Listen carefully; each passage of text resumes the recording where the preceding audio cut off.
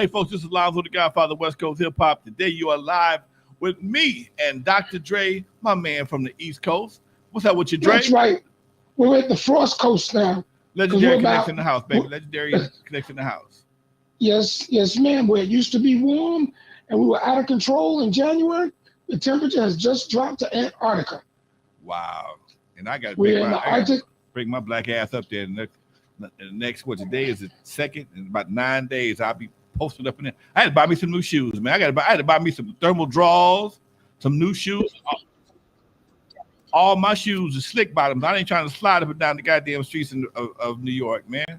You'll be all right. You'll be all right because it's just a quick snap. And as of Sunday going into Monday, our temperatures rise. What's up, Miss B? Just letting everybody know the climate change is still in effect, right? Miss B in the house, man. What's up with you, girl? I'm here hanging out with the legends. You got a good connection so far. Shit, look at you. Damn. You ain't glitching and stuff. Your mouth and your words all matching up and shit. Yeah. She got a lipstick on today, Doc. Sugar Daddy been by the house today, Dre. No. He coming by. He on his way. It's wear red today. He must be on his way. Card awareness. Yeah. So that's what's up.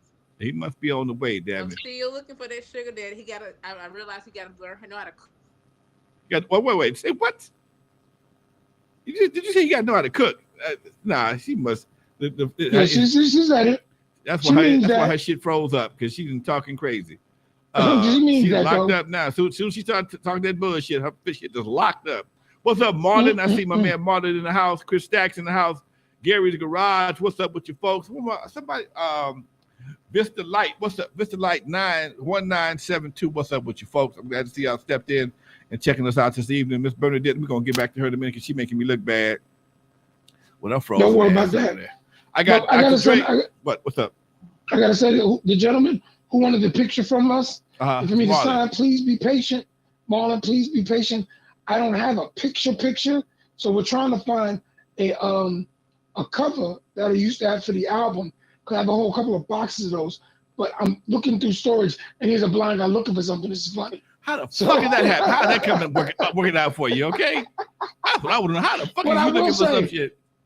Hold on, I will say, if you really want a picture of me, you could go to Newsday. Bernadette can give you the link and see this article that was written on me about the 50 years of hip hop based on what happened on Long Island.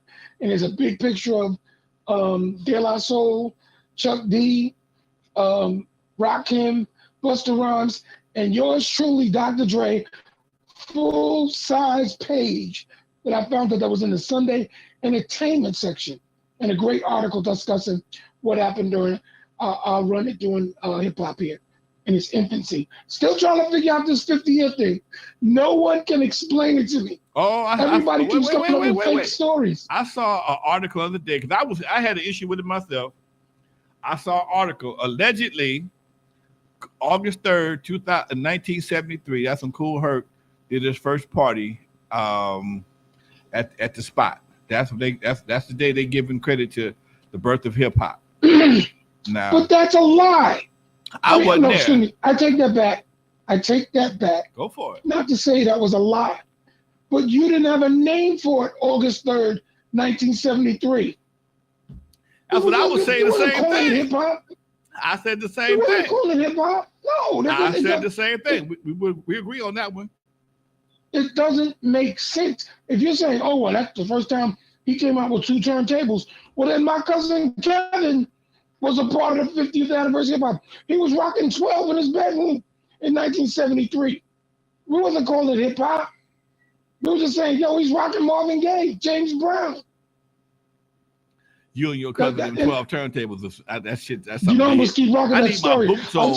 I need my bullshit boots on for that one. I got to see that one. No, I'm waiting for us to be able to get a guest on. And I told him I wanted him to come on the show and explain how he did it. He said, I'll tell him. What did he plug him up to? Dude, okay, let's be honest with you. My uncle was an engineer, construction engineer, and architect.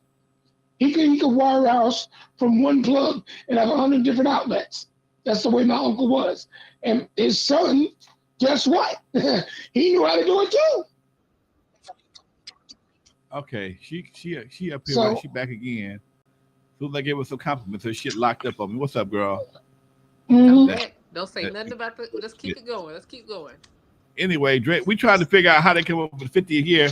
Because if that's the case, hold on.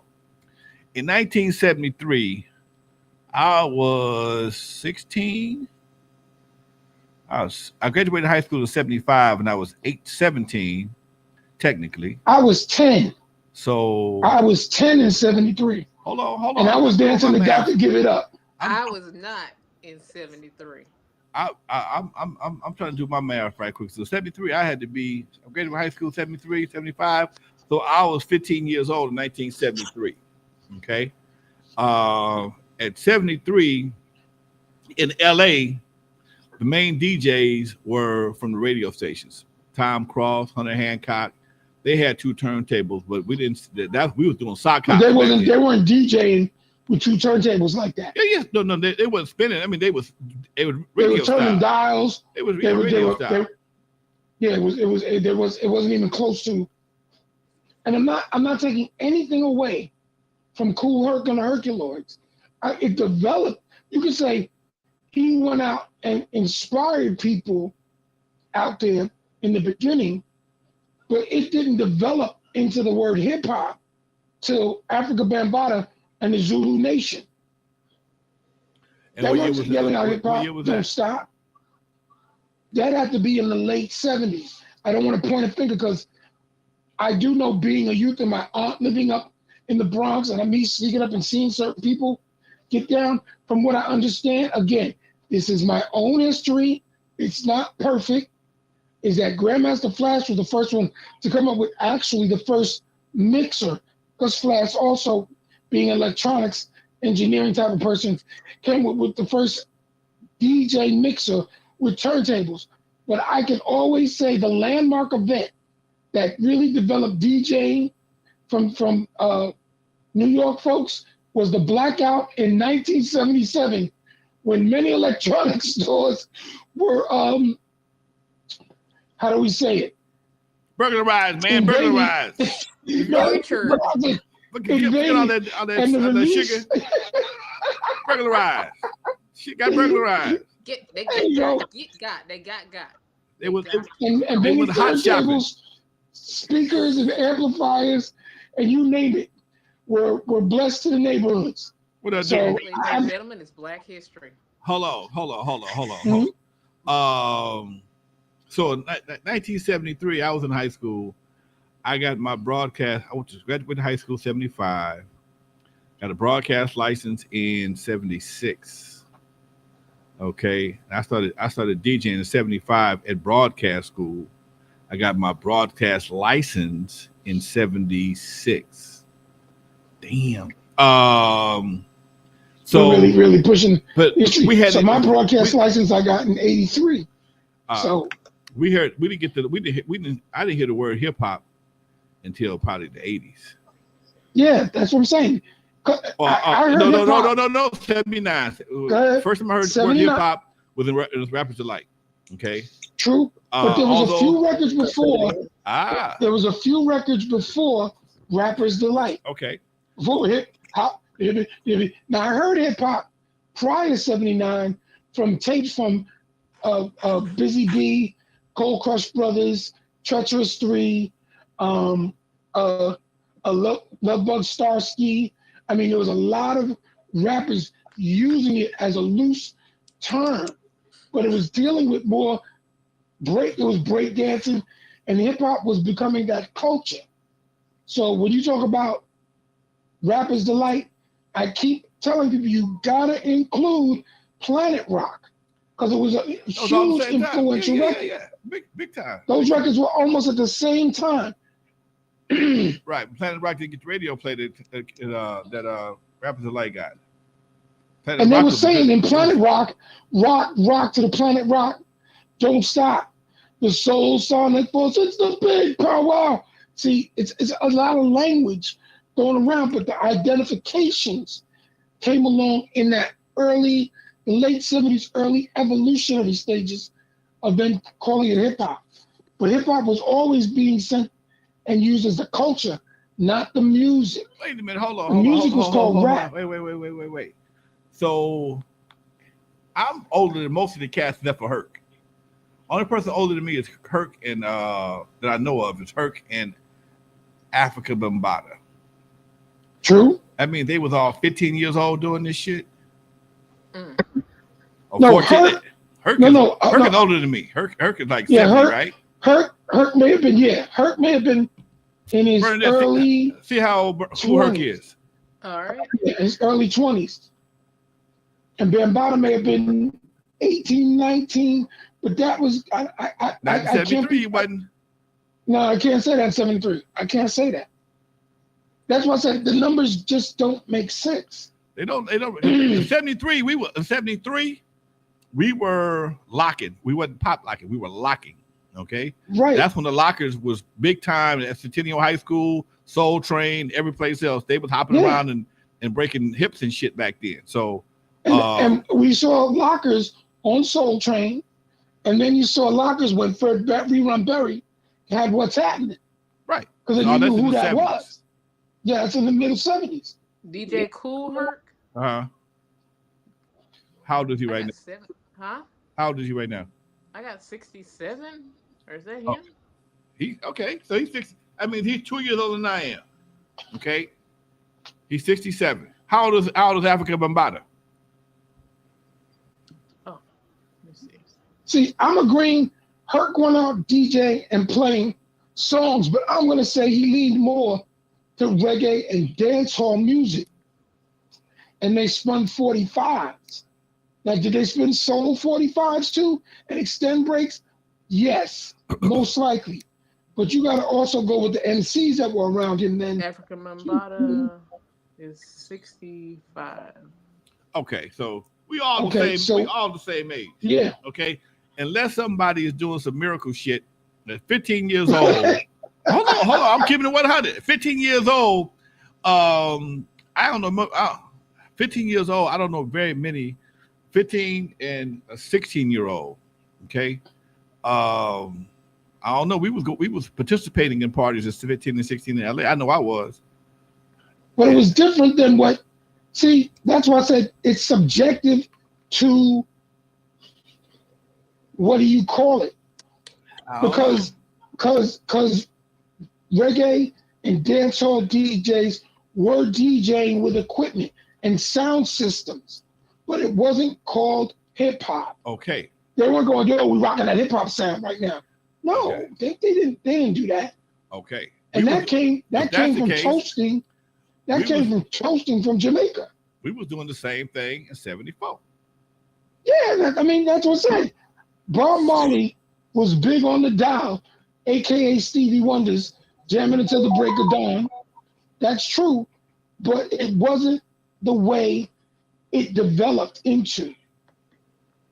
It's like that's like saying if you really want to go back to who was the first rappers, then we got to go back to scatting, we got to go back to jazz, you got to go back to Costello and Abbott and Danny Kaye and Jerry Lewis, because they love studying that they got from Ella Fitzgerald, that they got from Louis Armstrong, that they got from Cab Calloway. If you start throwing numbers out of when this all started, even James Brown could say, I was the first rapper. Right. I could dig rapping, I'm mad. I could dig rap, come on. All that singing and shit, you need to stop singing, man. You need to stop. You just singing shit alone. That's not your thing, okay? That's not your lane. Okay? I'm a very talented singer. Singing I just got a bad voice right now. Okay. I am. Okay. Dude, your shit clear up, okay? When your shit clear up, holla at me, okay? But right now, don't be mad at me doing James Brown imitations. James Brown is the most. My shit over here spiking, and this is having all kind of issues and shit. Oh man, I think this is brand new. Okay.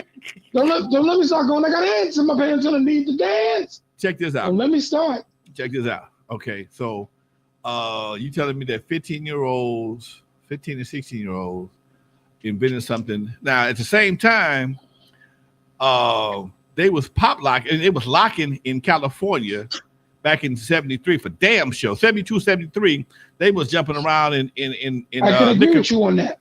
Huh? So what? I can agree. He said can. Right, okay. In 72, 73, they was hopping around in knickerbockers, long socks, striped socks, in them potato toe platform shoes with big ass apple caps and shit, doing their thing. Okay. Now, if I used to love Applejack hats. Okay. Now, if that's the case, now we can have a debate here. Now, I know I've heard Kool Herc say that he got influence from the lockers of Soul Train.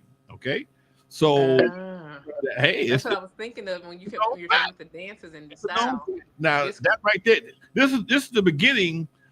This is when dancing became more specialized. Okay, because before then we could dance. You know, everybody had the cha-cha and whatever the case may be, the jerk, whatever, the LA stomp, whatever we was doing. But everybody, you know, locking created what they call battle dancing.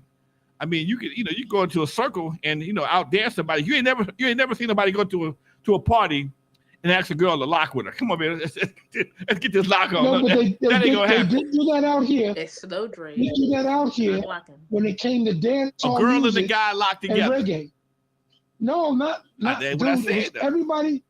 Dude, the bus stop is really what evolved into what R. Kelly did. But the bus stop that was always there.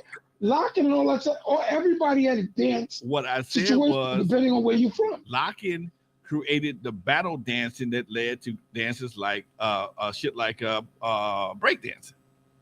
Let's see, Chris Stack said in the chat. I can't say that. Why not? You know why I can't say that? Why? Because break dancing, in its essence, was different than locking. Pop locking.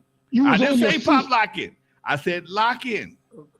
Locking, you still was on your feet. You weren't hitting the ground. Okay, hold on. What I you said, weren't in the ground. Listen to what I'm saying now. Here we go. We're finna get into a fight, goddammit. What I said was it led into the battle dancing because before then, nobody was really doing any standing around in a circle watching anybody do any kind of dancing. Okay, everybody was. Yes, what I'm saying that what back in '73 when I was growing up, people were doing it, but they were doing it to Motown stuff. We not talking about the goddamn music. I said the dance. Listen to what I'm saying. The dance too. Changing the goddamn but you gotta know what you're dancing to. You keep. You gotta know what you're dancing to. You're not listening to what I am saying. What I'm saying is the dance. I don't give a fuck if they dance the country and western or goddamn polka. Nobody was dancing. Everybody was dancing in couples. The locking was the first battle dance that came out. What they were dancing to, they were dancing to Billy Preston most of the time. What I'm saying is, in '73, that's when the battle dancing started with locking, okay? And that's when you start having locking contests, and which led to pop locking, which eventually led to breakdance. That's what I'm saying. Got the part? I understand what you're saying. Okay. I just disagree. I say that the dance offs were there, but I think they were everywhere, and locking just was televised versus what was done in the street in New York. That's the big difference. I had never seen nobody stand up in the middle of a circle and just dance by himself and compete with another brother. Because it wasn't on television. Hold on. In New York. Listen to what I'm telling you now. We from two different coasts. I'm telling you, in Los Angeles, California, not until before then, before locking came along, guys, couples would compete against couples. Okay. That was there. That was what you call it, like disco dancing, where they would dance together, stuff like that. But there were people in those disco circles guys would jump out and dance on their own. Women would go out and dance on their own. But again, locking was televised. But understand it, in the disco circles, disco came after locking.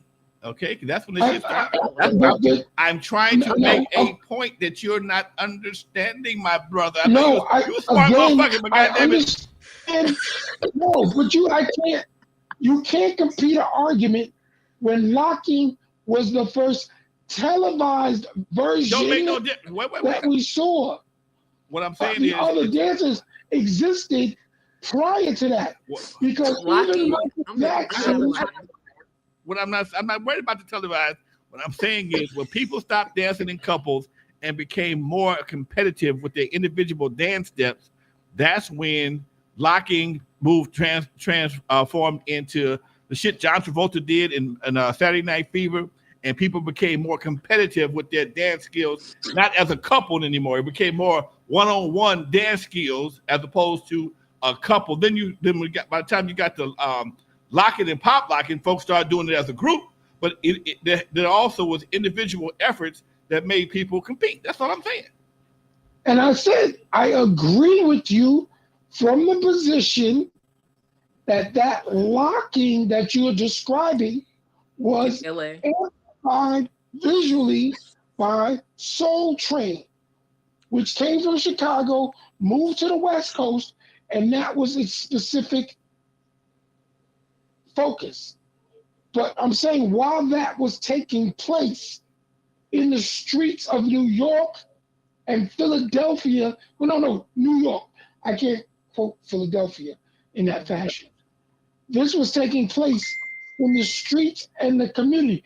That's why it was always considered a subculture, because it broke the traditions, like you said, of the disco dancing together, and the break dancers did it so that they wouldn't keep fighting. That's even Africa Bambaataa says the reason the Zulu Nation did that because they wanted to end the gang violence that was going on in New York. And this is how they express themselves. So we both are saying the same thing, but I'm agreeing with you that when it comes to a visual television visionary dancing, yes, locking was that because of Soul Train. Because they weren't locking on American Bandstand. They eventually did because they got fired for going on. Yeah, eventually. They wanted to get paid to go on Soul Train, and my boy Dick Clark gave Don him a check. Paying him. Don wasn't paying him. Dick gave him a check. They got mad. Dick gave everybody a check. Yeah. Dick was a smart man. Yep. Do y'all know? I just found out how Don unalived. I did not know he unalived himself. Yeah, he did. What? I did not know. I thought he just got old. No, he had a brain tumor or some kind of brain issue. Right. And it caused him to have lapses of absence with some other things, and he took himself out. I just found out. What?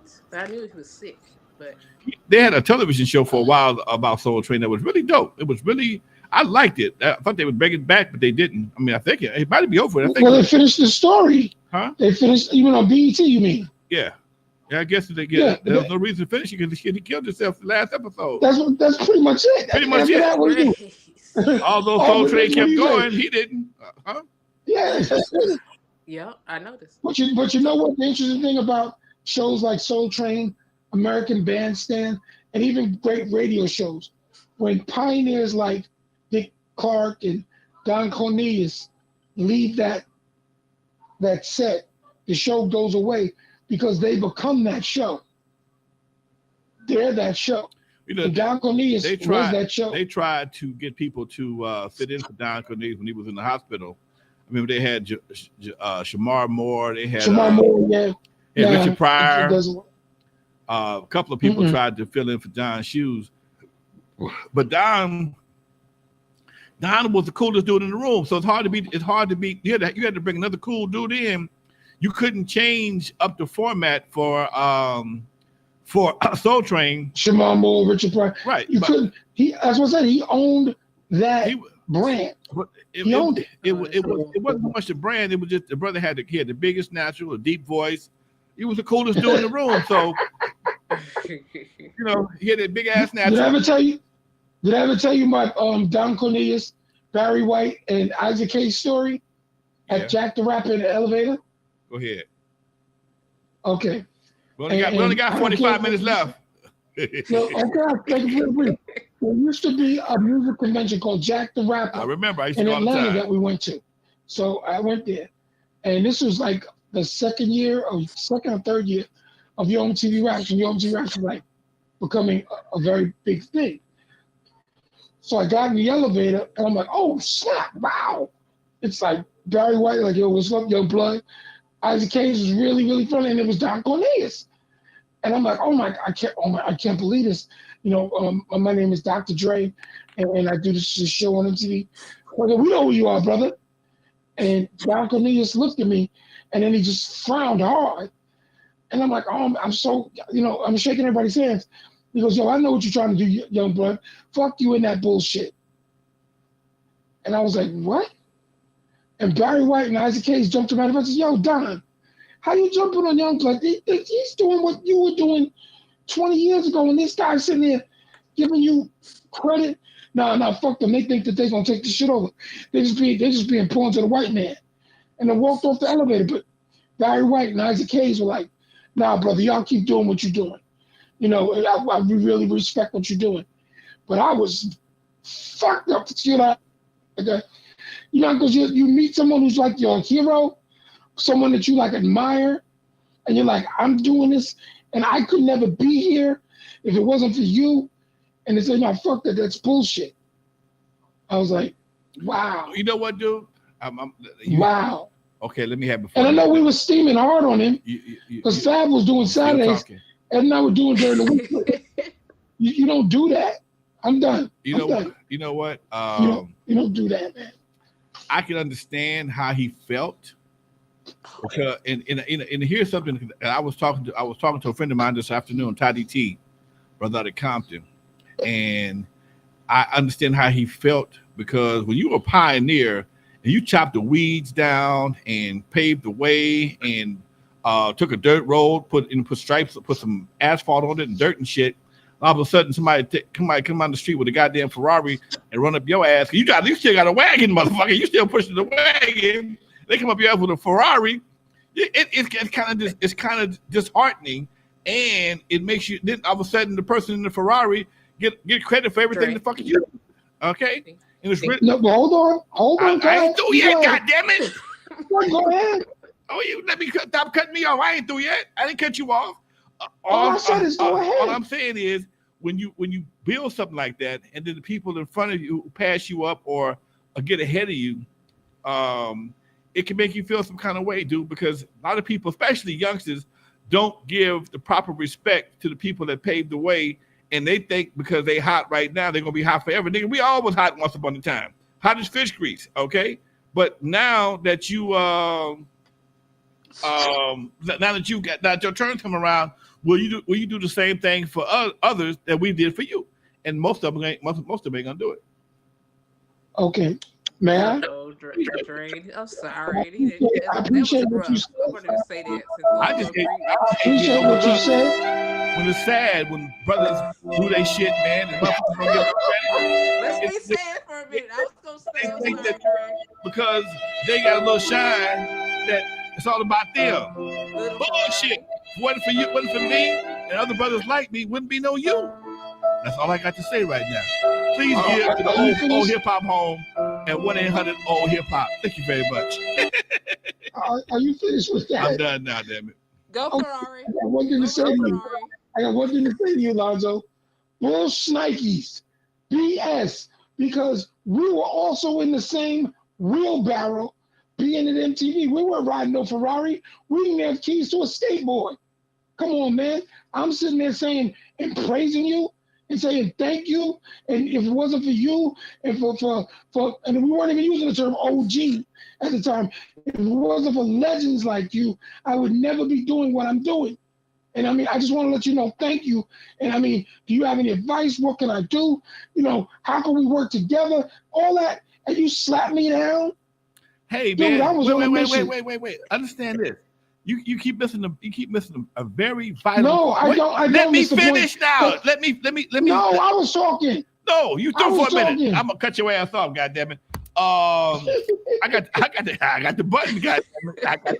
Okay. I got the goddamn button with the button before. Now we're getting somewhere. What I was saying is that the way he saw it, the way he looked at it through his eyes, is that because of the assistance you got from MTV. It wasn't on MTV when he started doing this shit. He started in Chicago with chicken joints being his goddamn sponsor. He worked his way up. You can't blame me for that. Hold on. You can't blame me.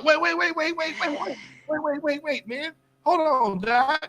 Because what happened was the folks with the money saw what was coming and they knew it was going to change. And he's not mad at you. It's just that you're looking at a dude that it can possibly see his time coming to an end, man. Dude, wait. I understood that, though. Hold on. Before we continue the funeral of Don Cornelius, that wasn't the case. Oh, now you got the music. You personally pulled the trigger on Don Cornelius, man. It's your fault. Y'all trapped him into a state of depression. Trapped him in the elevator, talking about the brother, made him run out and feel bad and shit, man. That's fucked up, Dre. That's fucked up. And I didn't know all those people were on the elevator like that. So in front of all his boys. It was a big hotel. They had big windows, and we were coming from the top floors. But to quote the great Ice Cube, find another nigga to hate. That ain't me. I came out with flowers and came out with respect, and you slapped me like dirt under your foot. Wait a minute. First of all, y'all didn't have a real conversation. Y'all just had an elevator introduction. Okay? If y'all that was the point. Wait.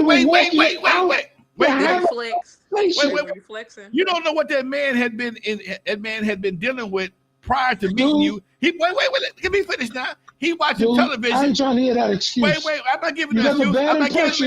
I'm not giving him an excuse. All I'm telling you, the brother was probably looking at y'all on television like, look at this motherfucker right here. He gonna take this hip hop shit and just undermine my whole shit. Now, this man he done broke Kid and Marie, Gladys Knight and the Pips, Rick James, had Barry White on live on TV, James Brown, his boy on TV, and fought with sponsors for all. I watched this show, man. I watched the show about him. And I know some of that shit was fictional, but I understand a lot of that shit was based on reality too. So he had to move. And the other reality, Don Cornelius said, is when Dick Clark put Run DMC on TV first on his show. He said, you made Lonzo's point. You saw it coming. Dang. What? Yeah, that was his. So wait. You pay for your lack of vision. Wait. Not mine. Okay, that right there, I ain't mad at you. Okay, now Don Cornelius. That's a fact. He did not care for hip hop. Okay, but again, he did not like it. Don't spit at somebody. Again, you got another generation. Wait a minute, man. This dude did a show every fucking week in a suit and tie with a perfectly manicured jerry curl in the 70s when blackness was at its height. Remember that old ass Frederick Douglass nappy head commercial homeboy had on there? I mean, dude. Soul Train was represented black excellence at that time like no place else. Okay. And wait. Okay, well, fuck.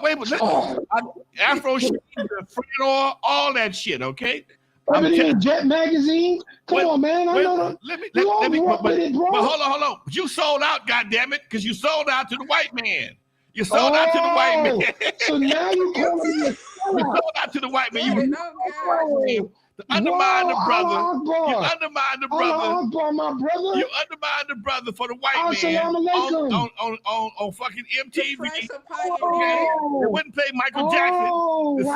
The same shit. They wouldn't play Michael Jackson, but they played Run DMC. But you sold out, goddammit. Oh my God! You had some pork chops and some white women, and you were sold the fuck out. Okay, so let me get my music playing. So if it wasn't for we sellouts, there would have been no N.W.A. fanfare. There would have been no Ice Cube Superior. There would have been no Snoop Dogg. There would have been no Dr. Dre. There would have been no Too Short. There would have been no E4. Do I need to continue down the list? Cypress Hill. Come on, man. I ain't never sold nothing up. Man, the only thing I sold is records, time, and what we did that broke barriers all over the globe.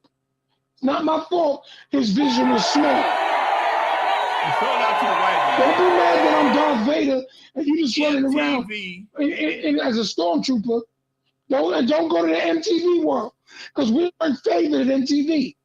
We have to fight for our right to party. I'm just saying. And we party for our right to Shout fight. out to the Beastie Boys. Drizzle, drizzle, drone. Time for this one to come home.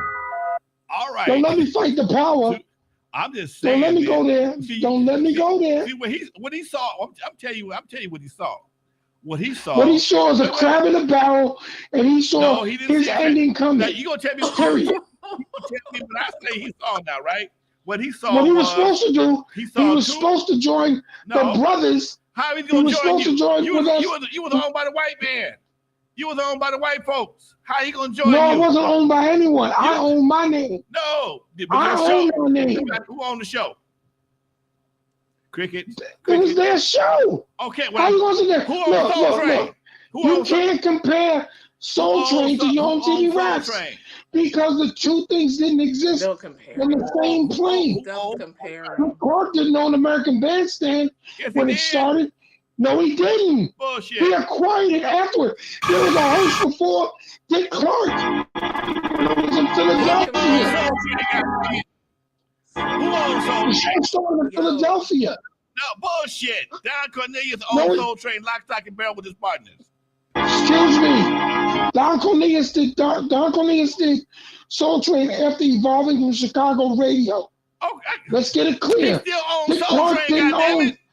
Dick Clark didn't own American Bandstand at first. He acquired it after. Okay. There was a host before Dick Clark. When did you own MTV Raps? That's bullshit. When did you own it? That's bullshit. That's bullshit. I got him. No, you didn't get me. Because I'm not going to let you... I'm not going to let anybody check your blood pressure. Check your blood pressure. Our evolution. Check your blood pressure. Check your and blood where we pressure. are. Thank you.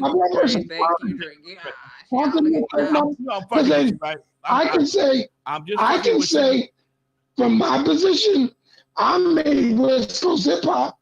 All I'm saying is, you got on your own TV raps. Wait. See, fellas, I want y'all to learn something. When somebody know they got them on the rope, they try to filibuster you. They won't let you speak no more. So you can speak all you want. I can't. I don't want. But I would never ever say. I don't want anything that y'all did was a sellout to the white man. I'm just fucking with you. Don't take that personal. I'm just fucking with you. I have to because I hear that. We get swiped with that, and I go, "That's bullshit." I was joking, but I'm just. Hold on. I know, but I'm telling you. Let me say something. With that. Let me say something. How he as a person who had to fight from radio to television in Chicago to television in Los Angeles by himself with his partners, fighting with Coca-Cola and Afro Sheen, to have some other brothers come in sponsored by white folks and be able to be big as he was in a shorter period of time. You can't. No. Come on, man. You see, that's wrong. That's wrong. What? You can't say that. You say some other brothers come to be sponsored by MTV. That's not how it was. Huh? He was an independent television show with independent markets trying to survive with his show. But stop. But MTV came in with a whole channel. You can't compare. Well, you notice how we think. MTV as a network was on cable. Okay, cable. Don Cornelius was on commercial TV. But you cannot fudge the two of those things together. You're trying to keep. No, because I'm not going to let you do that. That's misinformation. You can't stop it though. You can't stop it. I can. I can because black people didn't support Soul Train. They supported Soul Train for years. No, black people did not support Soul Train like American Bandstand because American Bandstand was on commercial TV. It was not an independent television show that had to sell itself everywhere it went. If black ABC people, was the network. If black people, Don Cornelius stayed independent. No. Wait, come on, let me finish now. Can I say something? You ain't the smartest motherfucker. Because I'm not gonna let you make up a story. Let me finish. Don Cornelius started off independent and stayed independent most of the time. He was on Channel 5 in the United States. He maintained most of the dollars from his advertising because he understood. Once he learned the power of advertising and sponsorship, he kept his shit independent for that very reason. So he controlled. Bullshit. Come on. Bullshit. Back. No. Back. Bullshit. He couldn't get the amount. He could never compete with American Bandstand. He couldn't get the channels that American Bandstand had. I tell you what, though, when American he could not compete. Hold on. When American Bandstands tried that black soul shit, Don sued the fuck out of them and shut their asses down. So obviously he has some power. No, he didn't. Somebody was watching bullshit back. Bullshit. No. Bullshit. You want to rock in fantasy world? Okay, so you're trying to tell me, wait a minute. Wait a minute. Got behind Don. Wait a minute. Shut that shit down. Wait a minute. Go for it. So you're trying to tell me that the reason the Arsenio Hall show died I ain't got nothing to do with Arsenio. Fuck that. It's the same reason. It's the same reason Soul Train died. Don't change the subject. No, it's the same subject. Arsenio died when he put Farrakhan on the show. No, he was dead before that. No, he wasn't. Dude, I spoke to the man. Okay. I was in the same hall with him watching Prince perform at the Video Music Awards, speaking with him, and he was crying to Ed and I, what can I do? If Letterman leaves NBC, I'm going to get wiped, because I was on all those other channels, because Arsenio was on CBS as an independent show. He started off on Channel 11, wasn't he? No, he was on a different affiliate markets, bro. In different markets, he was on different channels. Okay. It wasn't a network. He was a show sold by itself. That's why he made so much money. That's the same reason why. Same with Don Cornelius. They were never on a network. Okay. They were independent. So what are you saying? I'm saying, don't hand me that BS about selling out to the white man for a show. Oh, hell no. You're missing the point, man. You still missing the point. It's not about. No, there's no point. Because Soul Train was not on cable. Okay, hold on. Cable MTV was introduced in 1980. Cable was not fucking invented. Exactly. You could not put. So you can't compare the two. Yes, but hold on. There's no comparison. Hold on. You telling me that the Wright brothers, that Pan Am is mad at the Wright brothers for inventing airplanes? Bullshit. What I'm telling you is that because you guys had a much easier road to success than Don did. Because you were on a goddamn. Oh no, I ain't with you. Bro, I'm not with you, bro. You were on a goddamn network. Lonzo's with you. You were on a goddamn cable network. He had bro. Bruh. No, bro. I'm sorry that I wasn't born in the 50s. Excuse me. I'm not mad at you, but understand, dude. You don't understand it. What? No, I do. Let me. I do. I think, be quiet. I think you don't understand. Give me 5 minutes. Give me 5 minutes. I'm gonna give you 6. Open your ears and close your mouth for 5 minutes. Okay. 6 minutes, Alonzo. Okay. 6 minutes, and you're on. Okay. Check it out. On. Check it out. No. All bullshit. Don Cornelius had to literally hold a road to get where he was from day one, to stay where he had to fight and claw the whole time. Now, once that was established, shortly after that comes along cable TV, on TV, select TV, little boxes on top of your television set. When MTV came around, they wouldn't even play Michael Jackson. Okay, hip hop came along. And they eventually got into hip hop, and they gave you a platform to bring hip hop. They didn't even respect it that much. You've told me that yourself. They didn't respect it, but because Don didn't even like it, everybody was forced to come to UMTV Raps, and that's not your fault. That's not your fault at all. But when you look at somebody who has fought as much as he has, there could be some animosity, some generational animosity, because, dude, here's something that he fought Dick Clark, won against Dick Clark. When Dick Clark had his show, that soul, whatever it was, somebody mentioned it earlier in the chat room, and he fought and sued, and NAACP came at sponsors, whole 9 yards. Dick Clark pulled the plug on that shit, okay? But that's not why Dick Clark pulled the plug. I was belching. I'm taking a breath. I ain't through yet. That's not why he pulled the plug. Okay. MTV comes along with a whole network of basically white programming, okay? And this hip hop thing comes along shortly behind that, and they gave you and Ed a shot. That shit blew the fuck up, okay? Now, I've seen it happen before. It'll probably happen again with all of us. It's just like right now, with some of us right now, as much work we put in, we didn't get paid like these new guys getting paid. As much work as we did, we're not getting paid. We never got paid as much as these youngsters are today, and that can render a little bit of animosity towards people, man. It's not personal. It's just the fact that as much as I've done, I don't have the same rewards for somebody who climbed up my back, and being successful today. If it wasn't for guys like you and me, these guys would not have the opportunities they have right now. Mm-hmm. But because we did what we did, they're able to prosper like we never did. Just like Floyd Mayweather made a shitload of money, a shitload more money than Muhammad Ali did. Muhammad Ali was the motherfucking GOAT.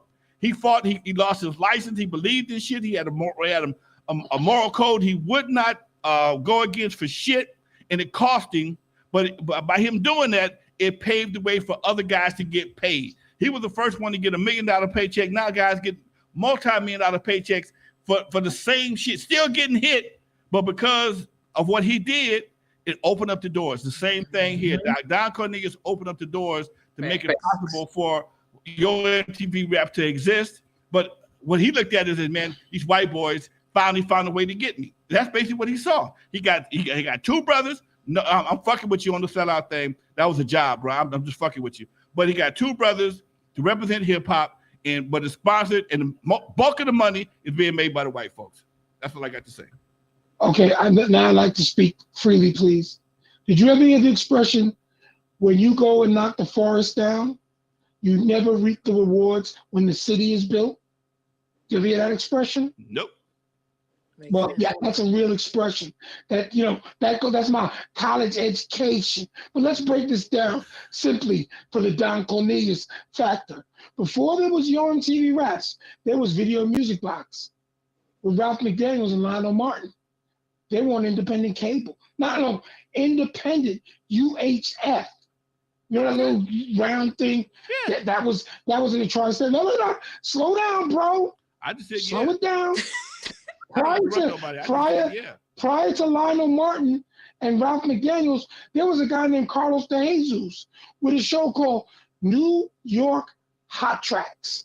You ever hear of that? Yeah. New York Hot Tracks started as a little side show on Tuesday nights in ABC Network as a filler, and they used to play the videos. And you know what blew up New Edition? When they did Candy Girl, oh my world. It was New York, New York Hot Tracks. Okay. Because you got to see black videos for the first time, like shot on commercial television. First time. While the MTV was just starting out. MTV had an agenda. It wasn't just a white agenda, but they had an agenda to play rock and roll music to a certain audience because they went from the Rolling Stones, the Police, Paul McCartney. They had a plan to get that audience in first. Because whether you want to believe it or not, before there was Yo MTV Raps with Fab Five Freddy, and the pilot was done with Run DMC with the late, great Jam Master Jay, the Fat Boys were the biggest rap group on MTV. Grandmaster Flash and the Furious Five were on MTV with The Message. Before the controversy with Michael Jackson and Prince, they were on MTV. They were. I said that. Go ahead. Run DMC came on next because they fit the format. That's why they did Rock Box, and that got played on MTV. While Michael and CBS brought their way on MTV because MTV was threatened. We will yank Bruce Springsteen And all them CBS videos off of this damn thing if you don't play Michael Jackson. Because Michael Jackson did a thing called the 25th anniversary of Motown. And he went out there with his brothers and performed. And he said, but I like the new stuff. And did Billie Jean. And that changed MTV. That changed it. It had nothing to do with, oh, well, you let so-and-so right. No. Michael's performance, and everyone had seen that performance before it aired nationally. And it was written up like this performance by Michael Jackson and the Jackson 5 shut the whole thing down. And it was on NBC TV. Because we all clamored. What the fuck you got to do the price of tea in China? I saw it. What the fuck you got to do the price of tea in China? Bro, you going to do that? Come on, I'm trying to figure it out. I'm trying to. You give me a big history lesson, but you ain't saying nothing about the big check. So listen to the history lesson before saying the tea in China, because we make the tea and we sell it to the Chinese. That's how it goes down. Don Cornelius, for real. Don Cornelius. Hold on, I'm going to Don Cornelius. Come on, man, because you taking. We only got 10 minutes left. God damn it, dude. I'm gonna wrap it up in 2. Okay. Soul Train was not on commercial TV. It wasn't on CBS. It wasn't on NBC, and it wasn't on ABC, and it wasn't on, before there was a Fox. It wasn't on Fox. It was on NYW, New York, and then it went to PIX, independent. So it could never compete with Dick Clark and American Bandstand. American Bandstand was on Saturday morning after the cartoons on ABC. Nationally. So there was never a competition. They never stopped because Don Cornelius sued him. Don Cornelius, they were like, are you kidding? You missing some facts, bro. You missing some facts. What's the facts? That Don Cornelius was on commercial television? Take a break. Take a break. What I said was I didn't say American Bandstand. I said he tried Dick Clark tried a black show called Soul something to compete. Soul One. He tried his best to do it. After, and that's the one he got sued. After American Bandstand. It was after American Bandstand. And they, no. It was the same time. No. It was the same time. It was after American Bandstand was on the fucking air. He tried to steal. I know what, dude. I know what I'm saying. He tried to steal Don Cornelius' crowd with the black, because he was a national show, and the NAACP and everybody else jumped on his ass. He backed him off that shit. Come on, man. No, he didn't, bro. Dick Clark was playing more black music than Don Cornelius. You want to sell records and break? You keep changing the subject. What I said was on the black show, not the fucking the white show. I said the black show. Dude, the black show came on after. It came on after American Bandstand. And they killed it. And they killed it. And they killed it. Because the NAACP and everybody else got pissed at Dick Clark. Because he already had a big show. He already had American Bandstand. Why you got to fuck with Don Cornelius? You wasn't even thinking about no black business. It's business. But I tell you what. At that time, black folks had a lot more power, and they shut that black show down. He kept American Bandstand. He kept bringing in acts. He kept bringing in Prince. He kept bringing in Rick James. But he shut that black show down, all the black dancers. Because Don Cornelius got pissed because the Lockers went over the Soul Train. Went over to the black show. When he started his black show, he brought the Lockers over there with him. This I know because I talked to the Lockers. Okay? Yes, because Dick Clark would pay them, where Don Cornelius wouldn't. Here's the problem. Okay, Don, you're making money. Why wouldn't you pay the people that help you make that money? Now, wait. Maybe you can expand. We're not changing the subject. What I'm saying is, we all know that Don paid everybody in chicken. You got a 2-piece and a biscuit for dancing 2 days a week. That was a pay for Soul Train. Dick Clark was paying you with a check. Okay, but you could actually go out, get burgers, fries, and chicken. When he got through, when he was the shit, everybody was happy to have their 2-piece of the chicken. Okay, and so they needed to get that 2-piece of the chicken, and then all of a sudden they wanted some money, and Don was so used to paying people that in the beginning he couldn't even get live acts in the beginning. he had to bring people doing lip singing. James Brown and Barry White both said, "No, I don't do no lip singing, bro. I got to have my shit up here." And that's the kind of shit Don Cornelius had to deal with because he was a pioneer. And like I said before, it's no disrespect to nobody, man. What he saw was his eyes was the black soul train, the black train, whatever it was, Soul One, whatever it was. Dick Clark tried to do coming from MTV, a company that didn't exist when he first started his business and when he first started his journey. There was no MTV, okay? And now they when Dick Clark did that, there was no MTV. Come on. When Dick Clark did that, there was no MTV. Wait, Brett. Come on, bro. He, again, like you said before, Don Cornelius was a black man. They started on independent channels. He had to syndicate his show to make his goddamn money. Bottom line. Yeah, he did it. So he did a syndication show. Dick Clark had fucking Channel 7. But you're gonna criticize. I'm not criticizing. Because Don Cornelius had a lack of vision. It's not a criticism. If Don Cornelius had embraced rap music, if he had embraced the LA Dream Team, if he'd embraced the world-class wrecking crew, if he would have freaking outdid MTV before MTV said, you know what, this rap thing is pretty smart. Hold on. Now also, by that time, Don was getting sick, bro. Oh, here we go. I'm telling you the truth, Doc. You talking about the attitude? No, he was getting sick. Doc was getting sick in the 80s. By the time Don didn't die until the what, 2000s? He blew his head off until in 2000. Nigga took a while for him to die, bro. Come on, man. He knew he was sick. Yeah, but I'm not no dude. That's why he started having make decisions. He started having. Let me finish. He started having replacements come in the show, like we talked about earlier. Shamar Moore, Richard Pryor, my boy Lonzo, whatever his name was from KACE. He had a lot of people coming in because he was getting sick. He didn't want to change his. But that was in the late '90s. But what I'm saying, then he switched them out. I know. He had. I think a couple of rappers, but I know Grandmaster Flash went on the show. I think Houdini was on the show, and I got the videos. What I'm saying is, yeah, I understand that, but he was very resistant to rap music in its early stages. He didn't put Africa Bambaataa and the Soul Sonic Force on. He didn't put Bill Gang on Soul Train. How don't you do that? Those albums records are selling 10 million copies. Wow. Okay. How are you that arrogant? Hey, man. Wait. That was arrogance. All I'm saying is, again, the superhighway changed everything.